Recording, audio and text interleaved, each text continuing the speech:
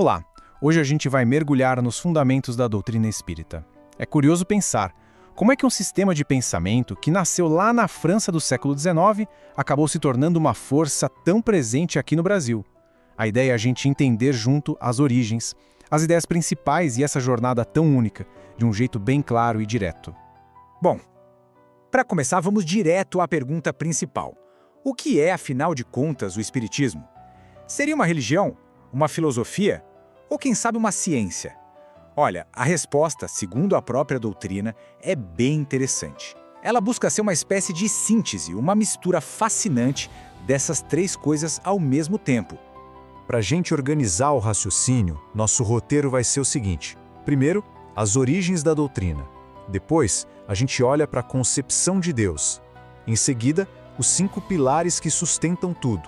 Aí, vamos esclarecer aquela dúvida comum, espiritismo ou kardecismo. E por fim, a gente foca no fenômeno que é o espiritismo no Brasil.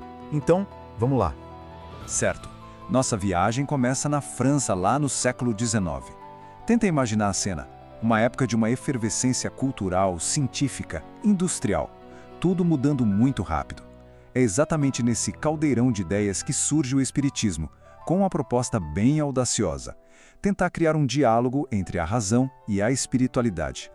E a proposta central da doutrina é justamente esta: construir uma ponte entre ciência, filosofia e religião. A ideia era aplicar um método de investigação quase científico aos fenômenos espirituais.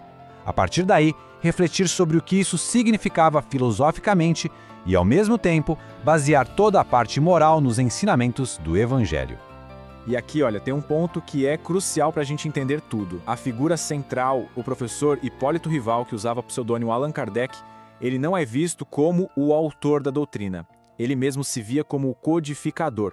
O papel dele, então, foi o de organizar, de sistematizar as comunicações que, segundo a doutrina, vinham de diversos espíritos. Ou seja, para os seguidores, a autoria não é dele, mas da própria espiritualidade. Ok, saindo das origens, vamos entrar num conceito-chave. A ideia de Deus. E aqui, a proposta deles é bem diferente.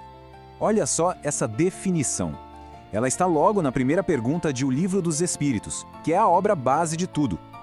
A resposta define Deus não como uma figura, mas como um princípio. A inteligência suprema, a causa original de tudo que existe.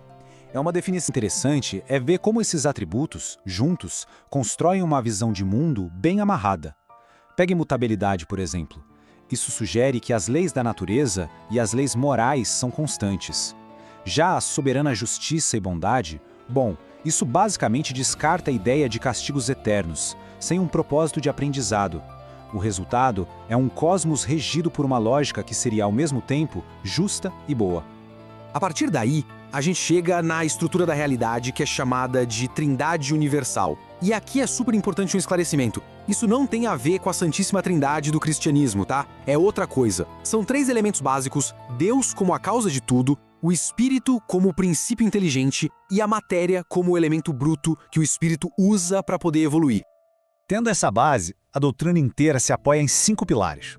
Dá para pensar neles como se fossem as colunas que sustentam todo o prédio do pensamento espírita, sabe? É o que conecta todas as outras ideias. E olha só como uma coisa vai puxando a outra. É bem lógico. A existência de um Deus justo é o que dá sentido para a imortalidade da alma. Se a alma é imortal, como ela evolui? Pela reencarnação. Mas essa evolução não se limita à Terra, por isso a ideia de pluralidade dos mundos habitados. E a mediunidade? Bom, ela seria a comprovação de que a alma sobrevive e a ferramenta para a comunicação entre esses mundos. Agora, vamos para uma questão que sempre gera dúvida, principalmente aqui no Brasil.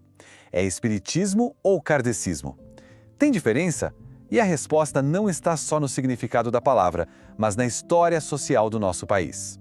Na prática, a diferença é a seguinte: espiritismo foi o nome original, o termo que o próprio Kardec criou. Já kardecismo é uma palavra que surgiu bem depois, aqui no Brasil, por motivos bem específicos. É bom saber que, para muitos adeptos, o único termo correto é espiritismo, porque a defesa é que a doutrina não é de Kardec, mas sim dos espíritos. E as razões para esse termo surgir são basicamente estas. O kardecismo foi usado para diferenciar bem a doutrina que veio da Europa das religiões afro-brasileiras, como a Umbanda e o Candomblé, que também envolvem comunicação com espíritos. Isso acabou ajudando a criar uma identidade social mais ligada às classes médias da época, que queriam se distanciar de práticas que, naquele tempo, sofriam muito preconceito.